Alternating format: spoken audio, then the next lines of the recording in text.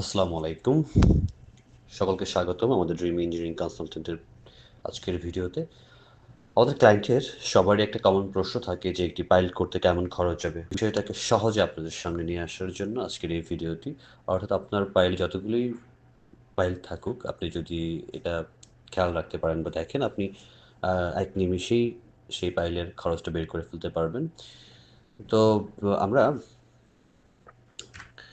এখানে প্রথমে একটা 50 ফিট পাইলের এস্টিমেট করে নিয়েছিলাম এক্সেলে। তার একটা স্ক্রিনশট আপনাদেরকে দেখাচ্ছি যে এটা ছিল 50 ফিট লেন্থের একটা পাইল, যার নিচে 2 ফিট ছিল হচ্ছে সিসি কাস্টিং এবং উপরে 1 ফিট ছিল ডেপ্থের রড। টোটাল আমাদের খাঁচার লেন্থ ছিল 47 ফিট। এখানে কি পরিমাণ মালামাল লাগবে সেটা এস্টিমেট ক্যালকুলেশন করে দেখানো হয়েছে। তো নেক্সট দেখতে পাচ্ছি আমরা যে যদি আমাদের একটা 18 ইঞ্চি ডায়ার পাইলের 50 ফিট লেন্থ হয় এবং সেখানে ধরেন 6টি করে 16 মিলির রড এবং 6 ইঞ্চি সেন্টার থেকে সেন্টার হচ্ছে স্পাইরাল রড আছে 10 মিলির।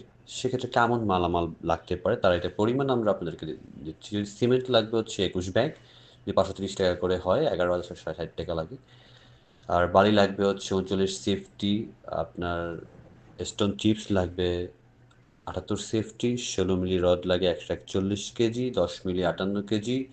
দুটো মিলিয়ে আপনার 50 ফিট পাইলের জন্য 199 কেজির মতো রড লাগে এবং আপনার যে মজুরি কাজ করানোর জন্য সেটা হচ্ছে 125 টাকা থেকে 30 টাকা, 25 টাকা করে 6,250 টাকা। অলমোস্ট আমাদের এই 50 ফিট পাইলের জন্য 56,116 টাকার মতো খরচ হয়।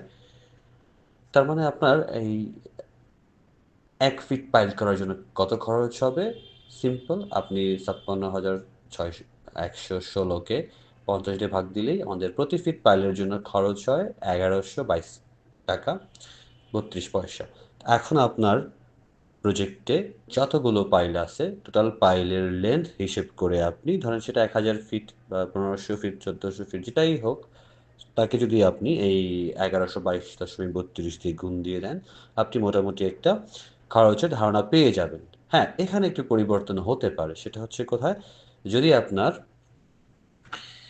ট্রান্সপোর্ট খরচ বেশি যায়, মালামাল ক্যারিং খরচ বেশি যায়, সেক্ষেত্রে এই খরচটা অ্যাডজাস্ট হতে পারে বা বাজারের দরের উপরেও কম বেশি হতে পারে।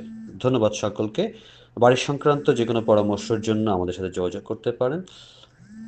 আর আপনি কেমন ভিডিও চান, কোন সংক্রান্ত ভিডিও চান, আমাদের কমেন্ট বক্সে লিখতে পারেন আপনাদের মতামত।